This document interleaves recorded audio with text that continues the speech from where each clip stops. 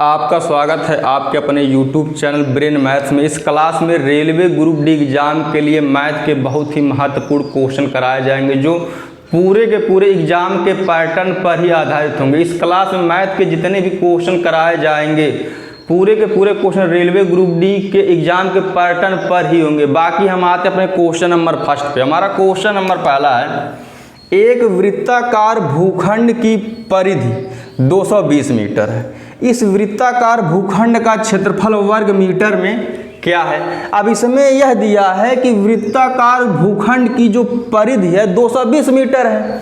परिधि का मतलब होता है सरकमफ्रेंस, यानी कि ये जो इसकी जो टोटल लेंथ है वृत्त की जो परिधि की वह है 220 मीटर। और वृत्त की परिधि की फार्मूला होता है 2 पाई r, यानी कि 2 पाई r का मान दे दिया है 220 मीटर। अब जिसमें पाई का मान होता है 22/7 गुणे r का मतलब होता है रेडियस बराबर 220। अब इसको हम कट कर लेते हैं। जब इसको हम 2 से कट करेंगे 2 एकन्ने 2, 2 एकन्ने 2, 0। अब 22 से जब हम 110 को कट करेंगे 5 बार में कट जाएगा, 22 पंजे 110। अब हम रेडियस का मान निकाल लेते हैं या त्रिज्या, यानी कि सरकमफ्रेंस से होकर के जो सेंटर तक जो लेंथ जो या लाइन जाती है उसी को बोलते हैं रेडियस या त्रिज्या। अब 5, अब ये 7 इसको अगर डिवाइड करा तो इधर आके मल्टीप्लाई करेगा, तो 5 गुणे 7 यानी कि 35। अब रेडियस का मान आ गया 35। अब इसमें यह लिखा है कि इस वृत्ताकार भूखंड का क्षेत्रफल वर्ग मीटर में है और वृत्त के क्षेत्रफल का फार्मूला होता है पाई आर स्क्वायर। अब हमको यही ज्ञात करना पाई आर स्क्वायर का मान, जिसमें पाई का मान होता है 22/7। अब आर का मान निकल करके आया है 35, लेकिन यहाँ पे लिखा है आर का स्क्वायर, यानी कि 35 गुणे 35, 7 पचे 35। अब 22 पंजे 110। अब 110 गुणे जब हम 35 करेंगे, 35 सुनाई हम सुन, 35 सकन्ना 35 के 5 हाथ में लगा 3, 35 सकन्ना 35 3 38, यानी कि 3850 वर्ग मीटर भूखंड का या वृत्ताकार भूखंड का क्षेत्रफल होगा, यानी कि एरिया यही है जो कि ऑप्शन नंबर हमारे डी में है, 3850 वर्ग मीटर।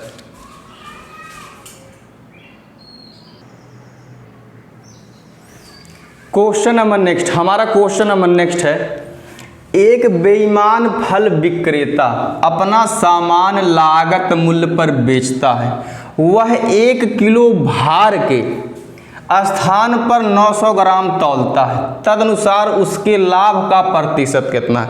पहली बात तो यह है कि उसको देना था 1 किलो, अब उसने कितना तौला है 900 ग्राम। अब 1 किलो में होता है 1000 ग्राम।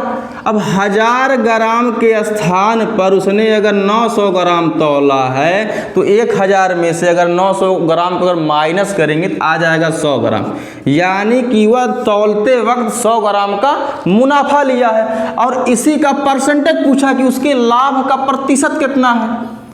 अब 900 ग्राम पे उसने 100 ग्राम कम तौला है। अब इसी का परसेंटेज पूछा तो 100 से गुणा कर देते हैं, क्योंकि परसेंटेज का मतलब होता है 100%। 100 से गुणा कर देते हैं, 1 0 1 0 1 0 1 0। अब आ गया 100/9%। अब पहली बात तो यह ऑप्शन डी में है 10% और ऑप्शन ए में है 12%। ए ऑप्शन तो एकदम नहीं होगा, क्यों? क्योंकि ये फ्रैक्शन में है, तो डी और ए वाला ऑप्शन एकदम कट जाएगा। और बी एंड सी वाले ऑप्शन है होल फ्रैक्शन में या मिश्र भिन्न में, तो इसको मिश्र भिन्न में हम चेंज कर लेते हैं। 11 9 99 हमको लेके आना 100, यानी कि 11 सही 1/9% का उसने मुनाफा लिया है, जो कि ऑप्शन नंबर हमारे बी में है। क्वेश्चन नंबर नेक्स्ट, हमारा क्वेश्चन नंबर नेक्स्ट है, किसी खिलौने का अंकित मूल्य 2100 रुपया था।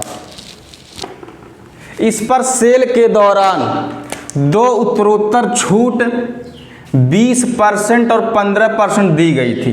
खिलौने का विक्रय मूल्य क्या था। पहली बात तो यह है, हम यह जान लेते हैं कि अंकित मूल्य कहते किसे हैं। जैसे अगर कोई व्यक्ति अगर किसी दुकान पर जब वह सामान लेने जाता है, जैसे अगर कोई व्यक्ति अगर किसी दुकान पर कपड़ा लेने गया, उस पर जो प्रिंट रेट होता है उसी को बोलते हैं अंकित मूल्य या मार्केट प्राइस। उसके बाद दुकानदार जो उस पर छूट देता है और छूट के बाद जो उसका प्राइस निकल करके आता है उसको बोलते हैं विक्रय मूल्य। और छूट हमेशा अंकित मूल्य पर ही दिया जाता है। बाकी हम आते हैं अपने क्वेश्चन पे। जो खिलौने का जो अंकित मूल्य है 2100 रुपया है। अब उस पर 2 उत्तरोत्तर छूट दिया गया है। अब अंकित मूल्य पर छूट दिया जाता है एवरी कंडीशन में। तो पहला छूट पहला छूट हमारा है 20%। यानी कि अगर उस सामान का प्राइस अगर परसेंटेज में अगर 100% रहा होगा, अगर उस पर 20% का छूट मिलेगा तो हो जाएगा 80%। 2100 गुणे 80/100। उसके बाद दूसरा छूट है 15%। अब 100 में से जब हम 15 को जब माइनस करेंगे तो आ जाएगा 85%, यानी कि 85/100। अब हम सॉल्व कर लेते हैं।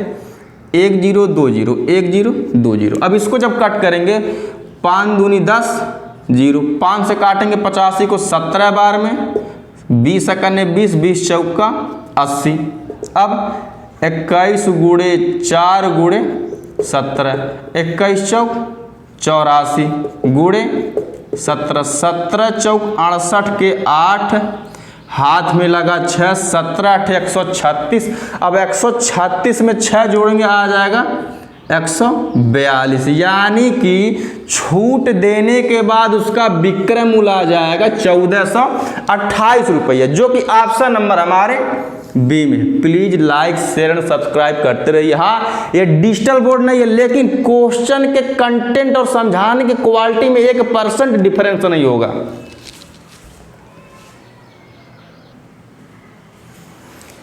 क्वेश्चन नंबर नेक्स्ट, हमारा क्वेश्चन नंबर नेक्स्ट है 5 क्रमिक संख्याओं का औसत 33 है। तो उन क्रमिक संख्याओं में सबसे बड़ी संख्या क्या होगी। पहली बात तो यह है, क्रमिक संख्या का मतलब होता है लगातार आने वाली संख्या। और दूसरी बात, इसको हम क्वेश्चन को सॉल्व करेंगे हम ट्रिक से, न कि x y z मान करके। अब जब इसमें यह बोला है 5 क्रमिक संख्याओं का औसत 33 है, पहली बात तो है कि औसत का मतलब होता है मिड वाली संख्या। बोला है 5 क्रमिक यानी कि 5 लगातार। अब मिड वाली संख्या का मतलब ये जो संख्या बीच में आएगी। अब औसत दिया 33। अब 33 को अगर हम यहाँ पे अगर रखें तो इसके बाद जितनी संख्याएं आएंगी इसके पहले भी उतनी ही संख्याएं आनी चाहिए। जैसे 1 2, इसके बाद भी 2 संख्याएं आ रही, इसके पहले भी 2 संख्याएं आ रही, यानी कि यही मिड वाली संख्या है। अब इसमें यह बोला कि तो उन क्रमिक संख्याओं में सबसे बड़ी संख्या क्या है। क्रमिक मतलब लगातार। तो 33 के बाद आ जाएगा 34, 34 के बाद आ जाएगा 35, और 33 के पहले आ जाएगा 32, और 32 के पहले आ जाएगा 31। अब इसमें यही बोला था कि उनमें सबसे बड़ी संख्या क्या है। सबसे बड़ी संख्या ये हमारा 35 है। अब टोटल 5 संख्याएं हैं भी। अगर छोटी पूछता तो 31 हो जाता, अब बड़ी पूछा तो 35 हो जाएगा, जो कि ऑप्शन नंबर हमारे डी में है।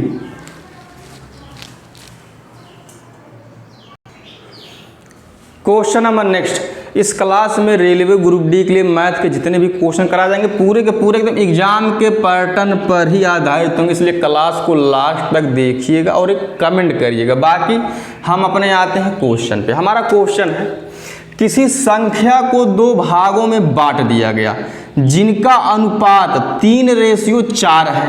यदि पहला भाग 18 है तो दूसरा भाग क्या होगा। अब उन संख्याओं का रेशियो दिया है 3:4। तो पहले हम रेशियो को लिख लेते हैं। अब अगर यह रेशियो में है तो दोनों रेशियो में 1 से मल्टीप्लाई करा देते हैं।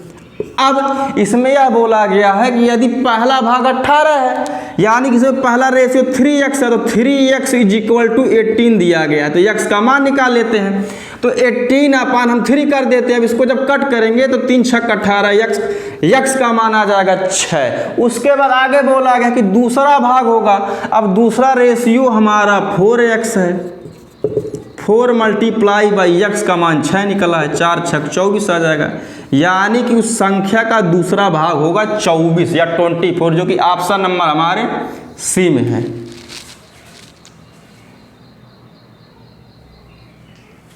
हमारा नेक्स्ट क्वेश्चन है, यदि 3x + 7 = 16 है तो x का मान ज्ञात कीजिए। अब ये क्वेश्चन आसान तो है, लेकिन आसान और हार्ड क्वेश्चन किसी भी एग्जाम में दोनों आते हैं।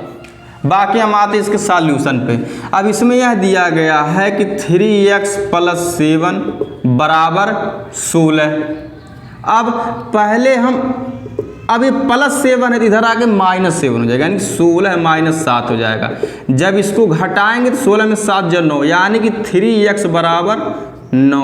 अब हम जब x का मान निकालेंगे, अब 3 अगर x को मल्टीप्लाई कर रहा है तो आगे इधर इसको क्या करेगा, डिवाइड करेगा। 3 × 9 3, 3 × 3 9, यानी कि x का मान आ जाएगा 3, जो कि ऑप्शन नंबर हमारे सी में है।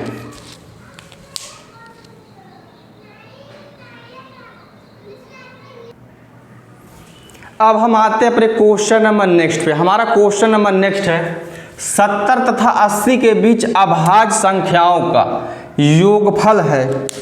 अब पहली बात तो यह है कि इसमें बोला कि अभाज्य संख्याओं का योगफल है 70 तथा 80 के बीच। पहली बात तो यह है, हम यह जान लेते हैं कि अभाज्य संख्या कहते किसे हैं, यानी कि जिन संख्याओं के केवल 2 गुणनखंड होते हैं उन्हीं को बोलते हैं अभाज्य संख्या। जैसे पहली अभाज्य संख्या है 2, और 2 एक सम संख्या भी है। अब 2 कैसे है, अब इसके केवल 2 फैक्टर, यह अपने आप के टेबल में आ गया, यानी कि यह 2 से कटेगा और 1 से कटेगा। और दूसरी अभाज्य संख्या उसी प्रकार हो जाएगी 3, यह अपने आप से कटेगा और 1 से कटेगा, यानी कि यही कंडीशन है कि उन संख्याओं के केवल 2 फैक्टर होने चाहिए, या दूसरे शब्दों में हम यह कह सकते हैं वह केवल 2 संख्याओं से ही कटना चाहिए, उन्हीं को बोलते हैं प्राइम नंबर या अभाज्य संख्या। अब हम आते हैं अपने क्वेश्चन पे। बोला है कि 70 तथा 80 के बीच अभाज्य संख्याओं का योगफल है, तो 70 के बाद वाली अभाज्य संख्या आ जाएगा 71, क्योंकि इसके केवल 2 फैक्टर हैं, यह 1 से कटेगा और अपने आप से कटेगा। 71 के बाद आएगा 72। अब 72 तो इकाई का अंक 2 है, यानी कि एक अभाज्य संख्या नहीं है, क्योंकि यह 2 से भी कटेगा, 3 से भी कटेगा, क्योंकि 7 में 2 जोड़ेंगे 9। और इसके बाद वाली अभाज्य संख्या आ जाएगी 73। अब 74 भी अभाज्य संख्या नहीं है, 75 भी नहीं है, 76 भी नहीं है, 77 भी नहीं है, 78 भी नहीं, तो आ जाएगा 79, यानी 79।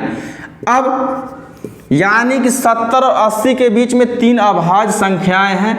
अब बोला है कि इनका योगफल, तो इनको हम जोड़ लेते हैं। अब देख लेते हैं जोड़ने पर क्या आएगा। 9 3 12 13 के 3, हाथ में लगा 1, 7 7 14, 7 21 1 22, यानी कि अगर इनको जब हम जोड़ेंगे तो आ जाएगा 223, जो कि ऑप्शन नंबर हमारे बी में है। क्वेश्चन नंबर नेक्स्ट, हमारा क्वेश्चन नंबर नेक्स्ट है, गीता को एक परीक्षा में 800 अंकों में से 680 अंक प्राप्त हुए, उसे कितने प्रतिशत अंक प्राप्त हुए। अब उसका जो टोटल जो प्राप्तांक है वह है 800 का। अब 800 में से उसने 680 अंक प्राप्त किया है। अब इसी का पूछ रहा है परसेंटेज। पहली बात है कि परसेंटेज हमेशा टोटल मार्क पे ही निकाला जाएगा। अब 800 में अगर उसने 680 अंक प्राप्त किया है और इसी का परसेंटेज पूछ रहा है, तो 100 से हम गुणा कर देते हैं। अब हम इसको सॉल्व कर लेते हैं। 0 से 0 कट जाएगा, 0 से 0 कटेगा। जब हम इसको कट करेंगे, 8 एकन्ने 8, 8 टाइम 64, 8 में 4 या 4, फिर 0 लिखेंगे, 8 पंजे 40, यानी कि 85% उसने अंक प्राप्त किया है, जो कि ऑप्शन नंबर हमारे ए में है।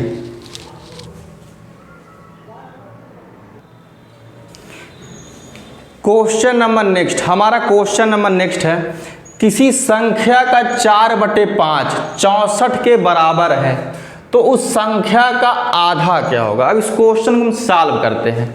इसमें यह बोला गया किसी संख्या का 4/5, अब वह संख्या अगर ज्ञात नहीं है तो उसको हम x मान लेते हैं। अब इसी x का 4/5 जो दिया गया है, बोला कि 64 के बराबर है, तो बराबर 64 कर लेते हैं। अब 4 से अगर हम 64 को अगर हम कट करेंगे तो 16 बार में कट जाएगा, 16 चौके 64। अब हम x का जब मान निकालेंगे 16, अब ये 5 इधर आएगा तो हो जाएगा मल्टीप्लाई, 16 × 5 = 80, लेकिन अब हमारा x का मान आ गया 80। अब 80 ऑप्शन में है तो बहुत लोग सोचेंगे 80 हम आंसर टिक कर देते हैं, लेकिन आगे इसमें यह बोला गया कि उस संख्या का आधा क्या होगा। अब संख्या अगर 80 निकल करके अगर आई है, अगर हम इसका आधा करेंगे यानी कि 1/2,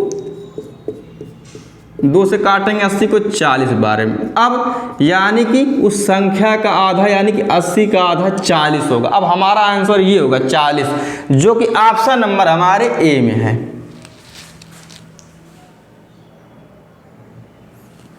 क्वेश्चन नंबर नेक्स्ट, हमारा क्वेश्चन नंबर नेक्स्ट है, यदि a बराबर 3 b बराबर 5 तो a square minus B square बटे a minus B plus A B का मान ज्ञात कीजिए। अब पहले हम इसको लिख लेते हैं, a square minus B square बटे a minus B plus A B.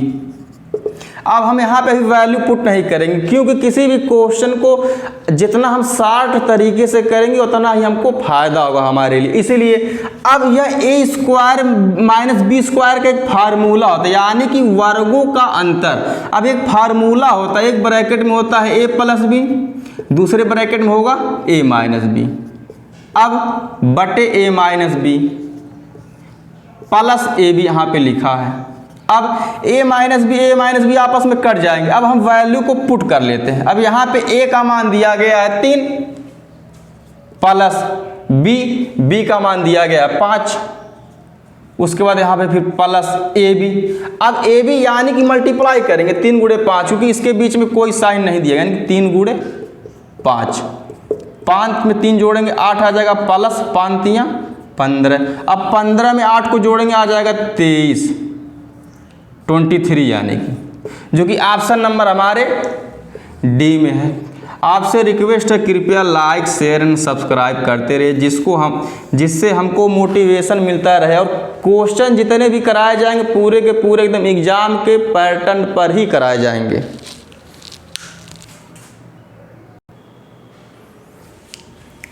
Question number next, हमारा क्वेश्चन नंबर नेक्स्ट है,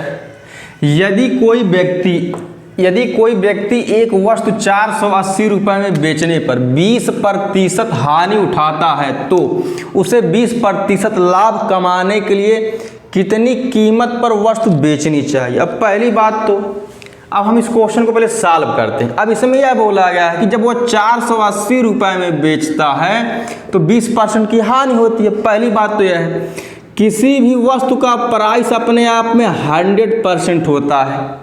अब अगर लाभ होगा तो 100 में ऐड होगा, अगर हानि होगा तो 100 में ही माइनस होगा। अगर उसको 20% की अगर हानि होती है तो 100 में से 20 को माइनस कर देते हैं तो हो जाएगा 80%। अब इसमें यही बोला गया कि 480 में बेचता है तो 20% की हानि होती है, यानी कि 100 में से जब 20 घटाएंगे 80% आ जाएगा। अब इसी 80% का मान है 480 रुपया के बराबर। अब तो उसे 20% लाभ कमाने के लिए, अब इसी पर अगर वह 20% अगर लाभ हुआ कमाएगा तो 100% पर ही कमाएगा। अब लाभ कमाएगा तो 100 में ऐड हो जाएगा, 100 में 20 को जोड़ेंगे आ जाएगा 120%।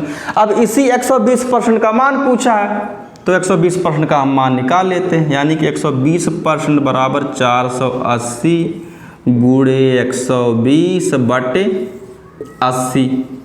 0 से 0 कट जाएगा, 8 करने 8, 8 6 48।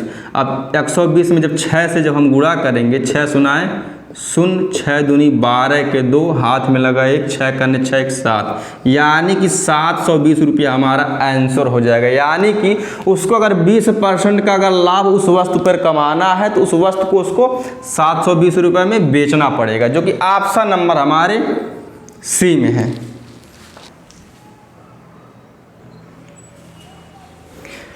क्वेश्चन नंबर नेक्स्ट, हमारा क्वेश्चन नंबर नेक्स्ट है, अंडर रूट में 36 भागे 6 गुणे 4 भागे 2 गुणे 3। पहले हम क्वेश्चन को लिख लेते हैं।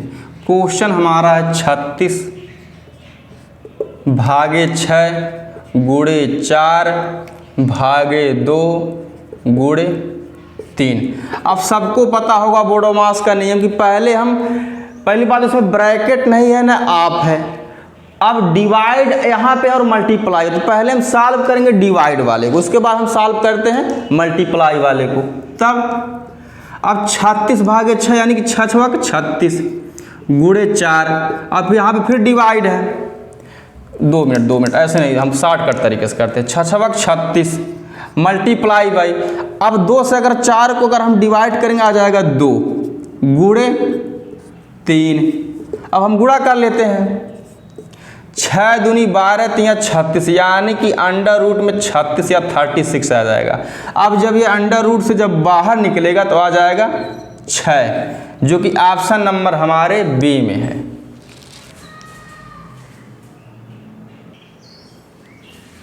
क्वेश्चन नंबर नेक्स्ट, हमारा क्वेश्चन नंबर नेक्स्ट है 2/3 में से क्या घटाया जाए कि भिन्न 5/21 हो जाए। अब बोला कि 2/3 में से क्या घटाया जाए, अब हमको ज्ञात नहीं कि क्या घटाना है, तो हम मान लेते हैं कि x, यानी कि x को अगर जब हम माइनस कर देते हैं 2/3 में से तो भिन्न हो जाता है 5/21, इसमें बोला गया है। अब इसी x का हमको मान ज्ञात करना है, तो minus X is equal to, अब हमको इस फ्रैक्शन को इधर लेके आना है क्योंकि माइनस एक्स का या एक्स का मान ज्ञात करना है। तो 5/21, अब ये प्लस में है क्योंकि इसके पहले कोई साइन नहीं, तो ऑलवेज यह प्लस में ही होता है। अब इधर लेके आएंगे तो हो जाएगा माइनस में, तो -2/3। अब इसको हम सॉल्व कर लेते हैं। पहली बात तो यह है कि इसका हर या डिनोमिनेटर बराबर नहीं, तो इसका हम ले लेते हैं एलसीएम। 21 और 3 का एलसीएम लेंगे तो हो जाए 21 ही आएगा। 21 से करना 21, 1 का गुणा 5 में करेंगे 5 आ जाएगा, -3 7 21, 7 दूनी 14।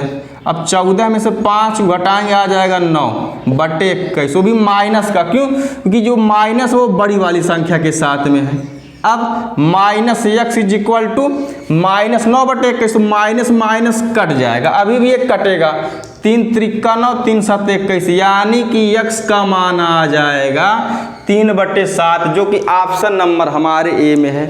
यही इस क्लास का हमारा लास्ट क्वेश्चन है। आपसे एक रिक्वेस्ट है कि please like share and subscribe करते रहिए। डिजिटल बोर्ड भले ही नहीं, लेकिन क्वेश्चन की क्वालिटी एंड कंटेंट में 1% कमी नहीं होगी, और मेरे एकदम समझाने में आपको क्वेश्चन को 1% कमी नहीं होगी। इसलिए थोड़ा सा अगर लाइक शेयर एंड सब्सक्राइब करते रहेंगे तो हमको मोटिवेशन मिलता रहेगा। बाकी धन्यवाद।